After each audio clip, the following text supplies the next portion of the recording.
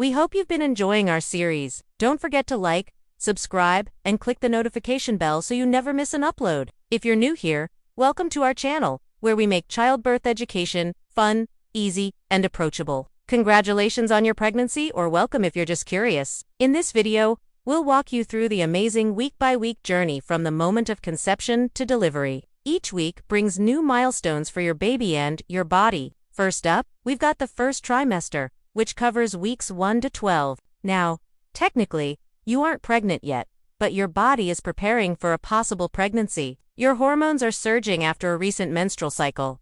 An ovary releases a mature egg. Millions of sperm meet up with the egg at the fallopian tube, and one lucky sperm can actually fertilize the egg. The fertilized egg or zygote starts dividing, creating an embryo. The embryo travels down the fallopian tube and begins implantation into the uterine lining. This is also when you could experience some light spotting or cramping. You may even be able to detect a tiny bit of HCG, the pregnancy hormone, in your urine. Now it's time to take that pregnancy test. A few days after the embryo implants, your HCG levels are high enough to trigger a positive home pregnancy test. You're likely experiencing fatigue and tender breasts, maybe even some nausea. It's important to confirm your pregnancy with a blood test at the doctor's office and schedule your first prenatal visit. If you don't see that second line, don't worry. Just try again tomorrow. Sometimes it takes a few days to show up. Your baby is still the size of a sesame seed, but that will change next week. When the 3 layers of cells develop into a blastocyst, the inner cell mass becomes the fetus, while the outer layer of cells develops into extra embryonic structures, such as the placenta. And speaking of the placenta, it continues to grow and its blood vessels start connecting to those of the mother.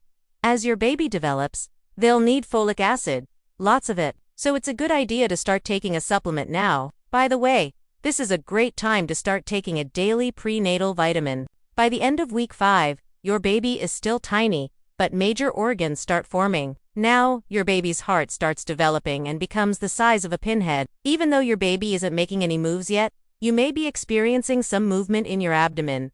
That's just gas, bubbles, and ligaments stretching. This is also when many women start showing. As your uterus grows, it lifts up and out of your pelvis. As your baby gets bigger, their brain will develop quickly over the next several weeks. By week 7, neurons are generated at a rate of 250,000 per second. By the end of week 8, the neural tube closes, shielding your baby's brain and spinal cord. At the same time, your baby's face starts to form, including the nose, lips, and eyelids. Speaking of face, you may start seeing your bump starting around this time. That's because your uterus is growing fast, going from the size of a lime to the size of an orange. During week 9, your baby's head, arms, legs, and torso continue to develop. Fingers and toes become more defined and the heart starts beating. You may actually be able to hear the heartbeat during an ultrasound. Your baby's ears, eyes, and nose continue to develop this week, too.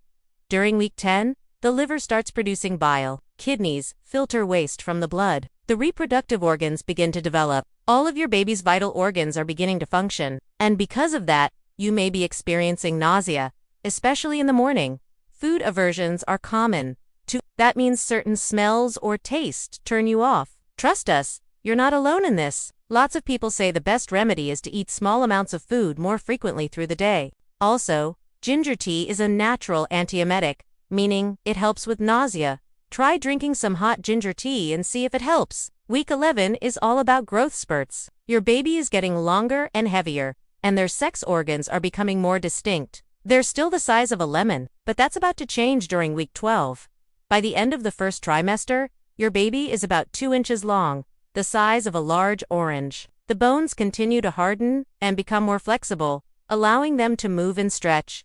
And you know what that means? Joints begin to form. That's how your little one will eventually learn to crawl, walk, and run. That brings us to the second trimester, weeks 13 to 27.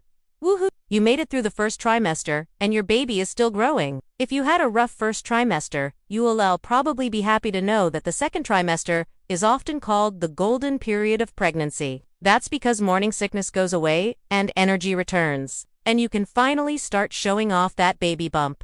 At the beginning of the second trimester, you may find out your baby's gender. That's because your baby's external genitalia are fully formed and can be visualized on ultrasound. During week 13, your baby's skeleton is almost completely formed. By the end of week 14, your baby can stretch and bend their arms and legs. Joints are working, but it's still too early for your little one to move around in the womb. So keep calm and carry on. Speaking of movement, your baby will be moving around quite a bit during the second trimester, especially during week 17. But don't worry, you won't feel much other than gentle fluttering sensations. That's because your baby is still pretty tiny, about the size of a banana. They're moving, kicking, stretching, turning, and practicing those motor skills, but you won't really feel it yet. During week 18, your baby's hearing develops. They can hear sounds in the outside world, including your voice and the sound of your heartbeat. And if you play some soothing music, they may just dance along. During week 19, you've reached the halfway point of your pregnancy. Congrats! The anatomy scan is usually scheduled for this week. The sonographer will check to see that all the organs look good and you'll get confirmation on the baby's gender. If you have unhad that already, your baby is about the size of a mango and weighs about 1 pound, 3 ounces. Their eyebrows and eyelashes are now present and they're covered with downy body hair called lin. It keeps them warm since the temperature in the womb is about 100 degrees Fahrenheit. At 21 weeks, your baby is now starting to get chubby. Body fat starts accumulating under the skin, and they're putting on half a pound per week. That's why during week 22, your baby is now about the size of a large head of cauliflower. Now, you'll definitely start to notice your belly expanding, and you may even see stretch marks. It's a good idea to start moisturizing your belly, thighs, and breasts with a lotion that contains cocoa butter or shea butter. These ingredients help improve skin elasticity. During week 23, your baby is the size of a large avocado and is still gaining weight. You'll definitely be able to feel stronger kicks and other movements, including sharp jabs from sharp elbows and knees. Starting at week 24, your baby is considered viable, meaning they have a chance of surviving if born early. However, it's still too early to come out. Babies born at 24 weeks have a higher risk of health issues, but medical teams have come a long way with treatments and care. At 25 weeks, your baby is the size of a large head of broccoli. Lungs are developing, but they're not quite ready for life outside the womb yet. During week 26, your baby's sense of taste develops. If you eat something spicy, your little one will likely react with a facial expression. During week 27, your baby is the size of a small head of cauliflower and is putting on weight. They also continue to practice breathing motions, which helps their lungs prepare for life outside the womb. It's time for the final countdown. Welcome to the third trimester, weeks 28 to 40. Your baby is getting longer and heavier and you're getting closer and closer to delivery. During week 28, your baby's eyes can now open and close. By the end of week 29, your little one's eyelids are fully developed and their irises are colored. During week 30, you may have Braxton Hicks contractions. These are usually not the real deal, but they can be Try breathing exercises or prenatal yoga to help ease the pain. During week 31, your baby is the size of a pineapple and is getting plumper by the week. They're putting on about half a pound of fat per week. And by the end of week 32, your baby is almost ready to be born. Lungs are fully developed and your baby is starting to drop lower into your pelvis. It's also time to start thinking about your birth plan. If you want a natural birth, consider a birthing ball or if you prefer medication, figure out what kind of pain relief you want. That includes an epidural, a spinal block, or local anesthesia. At 33 weeks, your baby is the size of a large head of cauliflower, and they're still putting on weight. You may be feeling more breathless because your baby is pushing up against your diaphragm. You may also be dealing with back pain, leg cramps, and mild swelling. To help with the discomfort, sleep on your side and wear compression socks. During week 34, your baby is the size of a head of cabbage and is getting longer by the week. Now it's time to finish up that hospital bag and wash and organize all the baby clothes. You may even be able to see your baby's head during an ultrasound this week. At 35 weeks, your baby is the size of a large head of broccoli and is gaining weight. If you've had regular contractions, your cervix will begin to thin and open, a process called effacement and dilation. At 36 weeks, your baby is still putting on weight, but their position may change from transverse or sideways to a head-down position. Most babies will be head-down in preparation for birth. This week is also a good time to practice breathing exercises and prenatal yoga poses. That brings us to 37 weeks, when your baby is full term. Their lungs are developed and they're ready to be born. You might be shedding your mucus plug this week. That's a thick, jelly-like substance that sealed your cervix during pregnancy.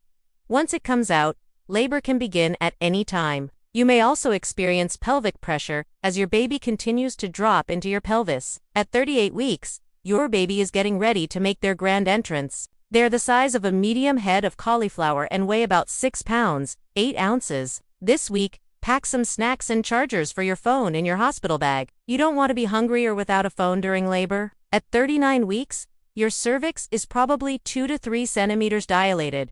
Labor can begin any day now. It's time to finalize your birth plan and think about what you want to name your baby. And finally, we arrive at 40 weeks. Your baby's due date. Only about 5% of babies are born on their actual due date.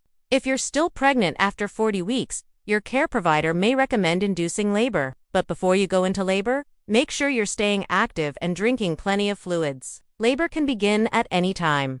And that's a wrap. We hope you enjoyed this week-by-week guide to pregnancy. Remember, every body is different and every baby is unique. No matter what, you're doing an amazing job. Like and subscribe for more helpful pregnancy content. Download your free trimester checklist below and comment what week you're in right now. We're cheering you on.